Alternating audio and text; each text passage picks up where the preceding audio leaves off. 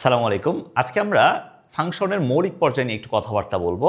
Basically আমরা কথা বলবো ত্রিকোণমিতিক ফাংশন মৌলিক পর্যায় কিভাবে বের করে। এখান থেকে একাডেমিক এবং অ্যাডমিশনে একটা কোয়েশ্চন অবশ্যই আসে। সো তোমাকে আমি একদম বেসিক লেভেলের প্রবলেম থেকে অ্যাডভান্স লেভেলের যত প্রবলেম আছে সবগুলো দেখাই দিব। ঠিক আছে? চলো। তো প্রথমে আসো মৌলিক পর্যায় জিনিসটা কি এটা নিয়ে একটু আমি কথাবার্তা বলি। ধরো তোমার কাছে ওয়াই এক্সিস আছে, তোমার কাছে এক্স এক্সিস আছে। ভাইয়া আমি তোমাকে একটা সাইন এক্সের গ্রাফ দিলাম, লাইক সাইন এক্সের গ্রাফ দিলাম হচ্ছে এরকম একটা গ্রাফ তোমাকে দেওয়া হয়েছে। এই গ্রাফটা তোমাকে দিলাম, তাহলে এই পয়েন্টটা হচ্ছে আমাদের 0 আর এই পয়েন্টটা হচ্ছে আমাদের 2π, তাই না? 2π। তাহলে দেখো আমার 0 থেকে আমার যে গ্রাফটা ছিল, গ্রাফটা হচ্ছে ঊর্ধ্বমুখী, আবার 2π এর পরে আমার গ্রাফটা হচ্ছে ঊর্ধ্বমুখী, তাই না? এই পয়েন্টগুলোতে তার মানে তুমি দেখতেছো আমার 0 থেকে 2π পরে হচ্ছে আমার গ্রাফটা আগের অবস্থায় ফেরত আসতেছে, আগের দশায় ফেরত আসতেছে। তাহলে যে যতক্ষণ পর পর আমার গ্রাফটা আগের দশায় ফেরত আসে ওই জিনিসটাকে বলি আমরা মৌলিক পর্যায়। তার মানে এটার মৌলিক পর্যায় হচ্ছে 2π। মৌলিক পর্যায় কত? মৌলিক পর্যায় হচ্ছে 2π। তাহলে মৌলিক পর্যায় মানে কি? মৌলিক পর্যায় মানে হচ্ছে যতক্ষণ পর পর আমার আগের দশায় ফেরত আসবে, আগের অবস্থায় ফেরত আসবে, ওইটাকে বলি আমরা মৌলিক পর্যায়, ওইটাকে বলি আমরা মৌলিক পর্যায়, তাই না? তো এখন এভাবে তো আসলে ভাই গ্রাফ দিয়ে তো মৌলিক পর্যায়ে আসলে বের করা যাবে না, তাই না? তো এখন আমরা পরীক্ষা যদি আসে কীভাবে মৌলিক পর্যায়ে বের করব, এটাই হচ্ছে আজকে আমাদের মেইন টপিক। দেখো মৌলিক পর্যায়ে বের করার জন্য সাইন যে ফাংশনগুলো আছে, মৌলিক পর্যায়ে বের করার জন্য ত্রিকোণমিতিক যে ফাংশনগুলো আছে এগুলোকে আমরা দুইটা গ্রুপে ভাগ করি। একটা হচ্ছে গ্রুপ নাম্বার 1 আর একটা হচ্ছে গ্রুপ নাম্বার 2। গ্রুপ 1 হচ্ছে কি সাইন কসেক এবং গ্রুপ 2 হচ্ছে ট্যান এবং কট। গ্রুপ 2 হচ্ছে ট্যান এবং কট। তাহলে সাইন কসেক এটা একটা যে কাহিনীটা দেখাবে সবগুলা সেম কাহিনী দেখাবে। তার মানে এখানে যে কাহিনীটা আছে কাহিনী সবার জন্য সেম, একজনের জন্য যে কাহিনী সবার জন্য সেম কাহিনী। আর গ্রুপ 2 তে যেটা আছে ট্যান কট, এটার জন্য সেম কাহিনী, এটার জন্য সেম কাহিনী। টেনের জন্য যে কাহিনী কলের জন্য সেম কাহিনী। তাহলে দেখো এখানে সাইনের জন্য যে কাহিনী কসেক সেম কাহিনী, এখানে ট্যান কট হচ্ছে সেম কাহিনী। সো প্রথমে আসো তোমার যদি একটা ফাংশন দেওয়া থাকে, একটা ফাংশনে মৌলিক পর্যায়ে অ্যাকচুয়ালি অবদান রাখবে কে কে এটা একটু বলি। দেখো ধরো তোমাকে একটা ফাংশন এইভাবে দেওয়া থাকতে পারে y = a sin to the power n x + b + c। এখন এখানে অবদান রাখবে কে কে মৌলিক পর্যায়ে? খেয়াল করো, এর কোনো অবদান নাই, বি এর কোনো অবদান নাই, সি এর কোনো অবদান নাই, এগুলোর কোনো অবদান নাই। তাহলে অবদান আছে কার? অবদান আছে ভাই, অবদান আছে হচ্ছে এন এর এবং এক্স এর সহগের, এন এর এবং এক্স এর সহগের, এন এর এবং এক্স এর সহগের, এই দুটো জিনিসের জাস্ট অবদান আছে। ঠিক আছে? তো যেমন তোমাকে যদি আমি গ্রুপ 1 এর জন্য দেখাই, গ্রুপ 1 এর জন্য দেখো তোমার কাছে ফাংশন থাকতে পারে দুইভাবে। a = ধরো তোমার কাছে আছে 2 sin 3x + 2 + 3। বলছে এটার মৌলিক পর্যায় কত এটা তোমাকে বের করতে বলছে। তাহলে এখানে যে পাওয়ারটা দিছি, পাওয়ারটা কত ভাইয়া? পাওয়ারটা হচ্ছে 1, একটা বিজোড় পাওয়ার তোমাকে দিছি। তো যদি বিজোড় পাওয়ার তোমাকে দেওয়া হয় গ্রুপ 1 এর জন্য, যদি বিজোড় পাওয়ার দেওয়া হয় তাহলে কি করবা দেখো, এটার অবদান নাই, এটার অবদানও নাই, এটার অবদানও নাই। তাহলে এখান থেকে আমাদের মৌলিক পর্যায় সমান আসবে যদি বিজোড় থাকে উপরে বসবে 2π, উপরে বসবে অলওয়েজ 2π ডিভাইডেড বাই এক্স এর সহগ, 2π ডিভাইডেড বাই এক্স এর সহগ। এটা যদি গ্রুপ 1 এর কেউ আসে উপরে যদি বিজোড় পাওয়ার থাকে তাহলে অলওয়েজ 2π কে ভাগ করব এক্স এর সহগ দিয়ে, 2π কে ভাগ করব এক্স এর সহগ দিয়ে। যদি ভাই তোমার কাছে এটা থাকে, ধরো তোমার কাছে আছে y = 2 sin স্কয়ার 4x + 2 + 6, ধরো তোমার কাছে এটা আছে। তাহলে এখন যে পাওয়ারটা আছে এটা ভাই জোড় সংখ্যা না, এটার কোনো অবদান নাই, এটার অবদান নাই, এটার অবদান নাই। তো যদি জোড় সংখ্যা থাকে গ্রুপ 1 এর জন্য তাহলে উপরে বসবে পাই, নিচে বসবে এক্স এর সহগ, তাহলে π/4 হবে, π/4 হবে। কথা বুঝতে পারছো? কথা ক্লিয়ার? তাহলে দেখো যদি গ্রুপ 1 এর কেউ থাকে উপরে যদি বিজোড় পাওয়ার থাকে তাহলে 2π ডিভাইডেড বাই এক্স এর সহগ, আর যদি তোমার হচ্ছে উপরে যদি জোড় পাওয়ার থাকে তাহলে π ডিভাইডেড বাই এক্স এর সহগ, π ডিভাইডেড বাই এক্স এর সহগ। আমি তোমাকে কিছু ম্যাথ করাই, কয়েকটা ম্যাথ করাই তাহলে বুঝতে পারবা। যেমন ধরো তোমাকে বললাম y = ফর এক্সাম্পল বলা হয়েছে cos - 2x + 3, এটা মৌলিক পর্যায় কত? তাহলে পাওয়ারটা বিজোড় আছে না ভাই, পাওয়ারটা বিজোড় আছে না। সো যদি পাওয়ারটা বিজোড় থাকে তাহলে কি হবে বলো তো? তাহলে হবে 2π ডিভাইডেড বাই, এখন তো এক্স এর সহগটা নেগেটিভ, তো নেগেটিভ কখনো মৌলিক পর্যায়ে নেওয়া যাবে না। তাহলে আমরা যদি নেগেটিভ থাকে এখানে মডুলাস নিব, মডুলাস -2, তাহলে এখান থেকে আসবে কত? এখান থেকে আসবে পাই। কথা বুঝতে পারছো? কথা ক্লিয়ার? এটা গেল। এরপরে ভাই যদি এটা থাকে খেয়াল করো y = ধরো তোমার কাছে আছে sin স্কয়ার তোমার কাছে আছে 2x + 3, ধরো এটা আছে। তো এখন কি হবে, যেহেতু স্কোয়ার আছে তাহলে অবভিয়াসলি পাই হবে, তাহলে পাই ডিভাইডেড বাই এক্সের শখ এটা হবে, তাই না ভাইয়া?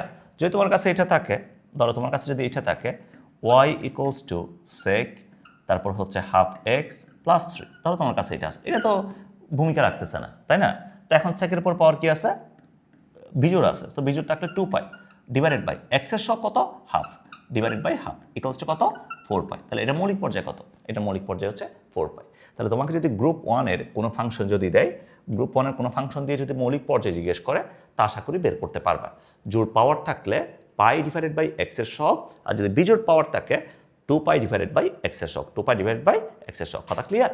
ওকে, তো এটা আশা করি বোঝা গেছে। এরপর আসো, যদি আমার কখনো ধরো গ্রুপ 2 যেটা আছে 10 কোড যদি থাকে, দেখো গ্রুপ 1-এর জন্য জোড় বিজোড় ম্যাটার করতেছে, জোড় থাকলে উপর আসতেছে পাই, বিজোড় থাকলে আসতেছে 2 পাই।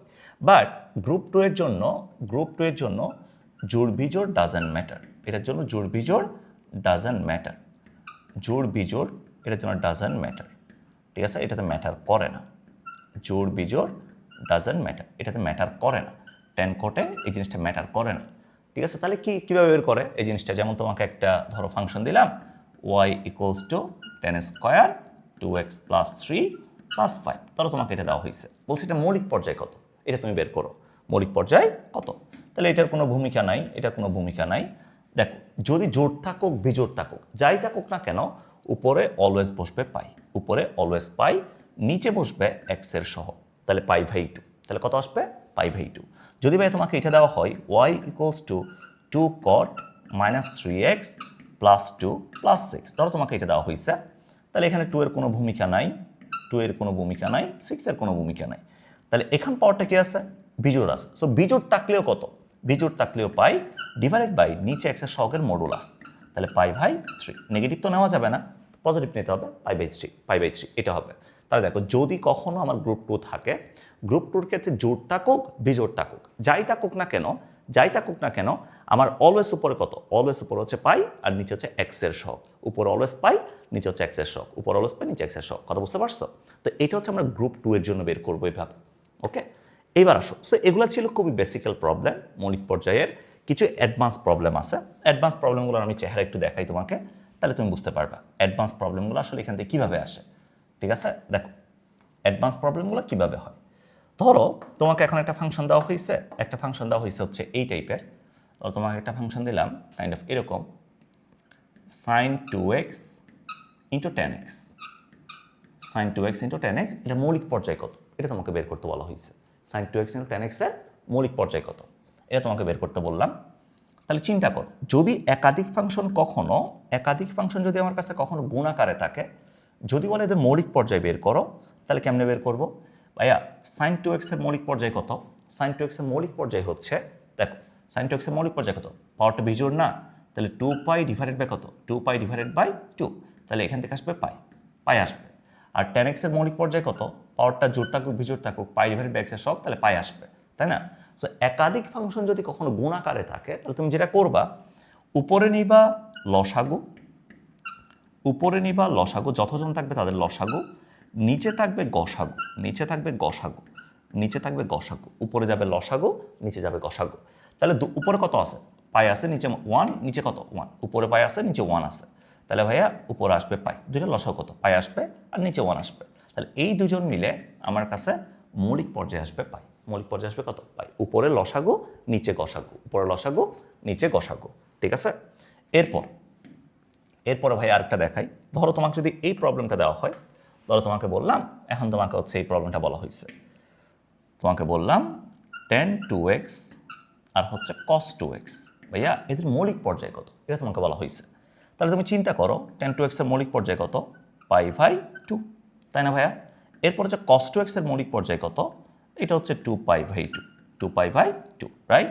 তাহলে এখান থেকে হচ্ছে 2 মোকাবেলা, এখান থেকে পাই আছে, তাহলে এখন যদি আমি নিই, তাহলে উপরে লসাগু কত, উপরে লসাগু হচ্ছে পাই, আর নিচে গসাগু কত, একটা আছে 2 আরটা আছে 1, একটা আছে 2 আরটা আছে কত 1, তাহলে গসাগু কত, গসাগু নিশ্চয়ই 1, তাহলে এটা মৌলিক পর্যায় হচ্ছে আমাদের পাই, মৌলিক পর্যায় কত, পাই, কথা বুঝতে পারছো? সো যদি কখন আমাকে একাধিক ফাংশন গুণাকারে থাকে, এখান থেকে যদি মৌলিক পর্যায় বের করতে বলে, তাহলে কত আসবে? উপরে লসাগু নিচে গসাগু, উপরে লসাগু নিচে গসাগু। কথা কি ক্লিয়ার?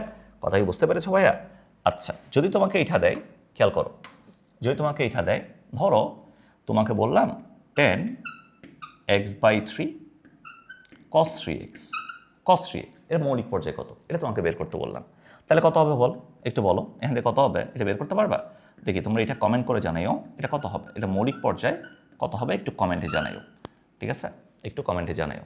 সো আশা করতেছি আজকে থেকে মৌলিক পর্যায়ে যত ধরনের প্রবলেম আছে এই দুইটা গ্রুপের কাহিনী চিন্তা করলে তোর মৌলিক পর্যায়ে ক্লিয়ার হয়ে যায়, ঠিক আছে? তো সবাই ভালো থাকো, আর ভিডিওগুলো যদি ভালো লাগে একটু ফ্রেন্ডদের সাথে শেয়ার করিও, ঠিক আছে? আল্লাহ হাফেজ।